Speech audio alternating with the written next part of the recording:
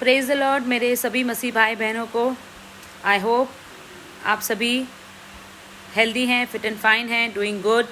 Bible study में अपने आप को आप लोग मोटिवेट कर रहे हैं, आगे बढ़ रहे हैं, पढ़ रहे हैं।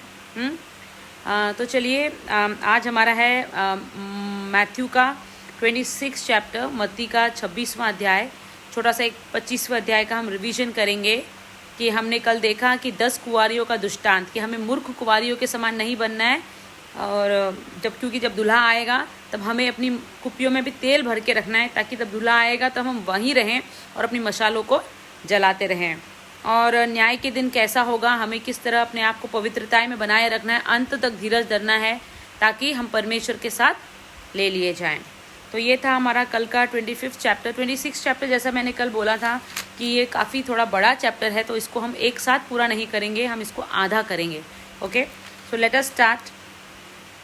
यीशु के विरुद्ध षड्यंत्र, यीशु को पकड़वाने का जो षड्यंत्र हो रहा है उसके विषय में ये है। जब यीशु ये सब बातें कह चुका तो अपने चेलों से कहने लगा, तुम जानते हो कि 2 दिन के बाद फसह का पर्व है और मनुष्य का पुत्र क्रूस पर चढ़ाए जाने के लिए पकड़वाया जाएगा। तब प्रधान याजक और प्रजा के पुरनी काइफा नामक महायाजक के आंगन में इकट्ठा हुए और आपस में विचार करने लगे कि यीशु को छल से पकड़वाकर मार डालते हैं। परंतु वे कहते थे, पर्व के समय नहीं, कहीं ऐसा ना हो लोगों में बलवा मच जाए, लोग कहीं तमाशा न करें। जब यीशु बेतनिया में शमोन कोड़ी के घर में था तो एक स्त्री संगमरमर के पात्र में बहुमूल्य इत्र लेकर उसके पास आई, और जब वह भोजन करने बैठा था तो उसके सिर पर उंडेल दिया। यह देखकर उसके चेले रिसियाए और कहने लगे, इसका क्यों सत्यानाश किया गया? इसे तो अच्छे दाम पर बेचकर कंगालों को बांटा जा सकता था। यह जानकर यीशु ने उससे कहा, स्त्री को क्यों सताते हो? उसने मेरे साथ भलाई की है। कंगाल तुम्हारे साथ सदा रहते हैं, परंतु मैं तुम्हारे साथ सदैव न रहूंगा। यीशु अपने मरने के ऊपर फिर से भविष्यवाणी कर रहे हैं। उसने मेरी देह पर जो यह इत्र उंडेला है वह मेरे गाड़े जाने के लिए किया है। देखिए यीशु किस प्रकार अपने मारे और गाड़े और जी उठने की भविष्यवाणी को कह रहा है। मैं तुमसे सच कहता हूँ कि सारे जगत में जहाँ कहीं यह सुसमाचार प्रचार किया जाएगा, वहाँ उसके इस काम का वर्णन भी उसके स्मरण में किया जाएगा। तो वो स्त्री ने जो वो उदारता दिखाई, उसने ये नहीं सोचा कि इससे मेरे को इतनी कमाई होगी, लेकिन यीशु के ऊपर उसने उंडेल दिया। तो यीशु कह रहा है इसकी उदारता का सारे जगह पे चर्चा की जाएगी। या यहूदी इस्करियोती का विश्वासघात, ये हम देखते भी। तब यहूदा इस्करियोती ने, जो 12 चेलों में से था, प्रधान याजकों के पास जाकर कहा, यदि मैं उसे तुम्हारे हाथ पकड़वा दूं तो मुझे क्या दोगे? लालची था वो, शैतान इस प्रकार से प्रवेश करता है, लालच के थ्रू उसको भरमाया। देखिए उन्होंने उसे 30 चांदी के सिक्के तोलकर दे दिए और वह उसी समय से उसे पकड़वाने का अवसर ढूंढने लगा। 30 चांदी के सिक्कों के लिए उसने अपना ईमान बेच दिया। शैतान इस तरह होता है, चालाक होता है, लोगों की कमजोरी को जानता है। वह जानता था कि ये लालची है, तो उसे इस प्रकार से लालच में फंसाया। देखिए चेलों के साथ फसह का अंतिम भोज। अखमीरी रोटी के पर्व के पहले दिन चेले यीशु के पास आकर पूछने लगे, तू कहाँ चाहता है कि हम तेरे लिए फसह खाने की तैयारी करें? उसने कहा, नगर में अमुक व्यक्ति के पास जाकर उससे कहो, गुरु कहता है कि मेरा समय निकट है, मैं अपने चेलों के साथ तेरे यहाँ पर्व मनाऊंगा। अतः चेलों ने यीशु की आज्ञा मानी और फसह तैयार किया।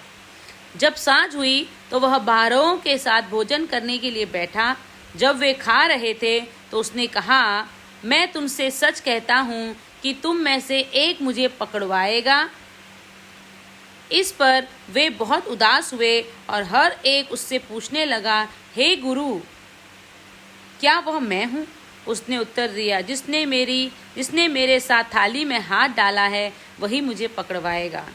मनुष्य का पुत्र तो जैसा उसके विषय में लिखा है जाता ही है, परंतु उस मनुष्य के लिए शोक है जिसके द्वारा मनुष्य का पुत्र पकड़वाया जाएगा। यीशु कहता है मनुष्य के पुत्र को तो जाना ही है, वो तो पहले से निर्धारित है, लेकिन उसे उसके लिए शोक है, उसके लिए दुख है कि जिसके कारण, जिसके हाथों से ये कार्य हो रहा है। यदि उस मनुष्य का जन्म ही न होता तो उसके लिए भला होता है ना, कि क्योंकि इतना बड़ा पाप जो है वो उसके थ्रू हो रहा है। तब उसने पकड़वाने वाले यहूदा ने कहा, हे रब्बी, क्या वह मैं हूँ? उसने उससे कहा, तू कह चुका। देखिए, यीशु ने कहा कि तू कह चुका, तो यीशु जो था वो इनडायरेक्टली उससे ये बात कह रहा है। प्रभु भोज। जब वे खा रहे थे तो यीशु ने रोटी ली और आशीष मांगकर तोड़ी और चेलों को देकर कहा, लो खाओ, यह मेरी देह है। क्या कहा? ये मेरी देह है। तो ब्रेड एंड वाइन का यहाँ पर हमको बताया है कि जो हम ब्रेड तोड़ते हैं वो यीशु की देह होती है। यीशु ने रोटी तोड़ी और कहा, ये मेरी देह है। फिर उसने कटोरा लेकर धन्यवाद किया और उन्हें देख कर कहा, तुम सब इसमें से पियो, क्योंकि यह वाचा का मेरा वह लहू है जो बहुतों के लिए पापों की क्षमा के निमित्त बहाया जाता है। मैं तुमसे कहता हूँ कि दाख का यह रस उस दिन तक कभी न पीऊंगा जब तक तुम्हारे साथ अपने पिता के राज्य में नया न पीऊं। He is waiting for us. फिर वे भोजन खाकर जैतून पहाड़ पर गए। भोजन खाकर वे कहाँ चले गए? जैतून पहाड़ पर चले गए। पतरस ने इनकार की भविष्यवाणी। तब यीशु ने उससे कहा, तुम अब आज ही रात को मेरे विषय में ठोकर खाओगे, क्योंकि लिखा है, मैं चरवाहे को मारूंगा और झुंड की भेड़ें तितर बितर हो जाएंगी। परंतु मैं अपने जी उठने के बाद तुमसे पहले गलील को जाऊंगा। इस पर पतरस ने उससे कहा, यदि सब तेरे विषय में ठोकर खाएं तो खाएं, परंतु मैं कभी ठोकर न खाऊंगा। यीशु ने उससे कहा, मैं तुमसे सच कहता हूँ कि आज ही रात को मुर्ग के बाँह देने से पहले तू 3 बार मुझसे मुकर जाएगा। पतरस ने उससे कहा, यदि मुझे तेरे साथ मरना भी पड़े तो भी मैं तुझसे कभी ना मुकरूंगा। और ऐसा ही चेलों ने भी कहा।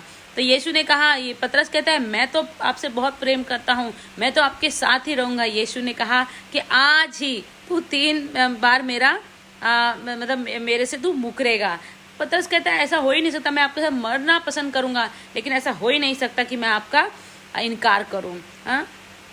तो ये बहुत ही इम्पोर्टेंट है। तो आई थिंक आज हम इतना ही इसको देखेंगे। अब हम कल देखेंगे जो है, हम कल देखेंगे बाकी का चैप्टर, जिसमें हम देखेंगे कि यीशु को किस प्रकार धोखे से पकड़वाया गया। गतसमनी में यीशु की प्रार्थना हम देखेंगे। महासभा के सामने यीशु को लाया जाता है और पतरस का इनकार, जो यीशु ने कहा है कि आज मुर्ग के बाँह देने से पहले तो 3 बार मेरा इनकार करेगा, वो भी हम देखेंगे। तो इसी के साथ आज हमारा 26 का ये आधा चैप्टर जो है ये कंप्लीट होता है। और जिस प्रकार हमने देखा है तो आगे का चैप्टर हम कल पढ़ेंगे। मैं आप सभी का बहुत बहुत धन्यवाद करती हूँ कि आप मेरे साथ जुड़े, है ना। और कल का अध्याय हम पढ़ेंगे क्योंकि ये इम्पोर्टेंट है।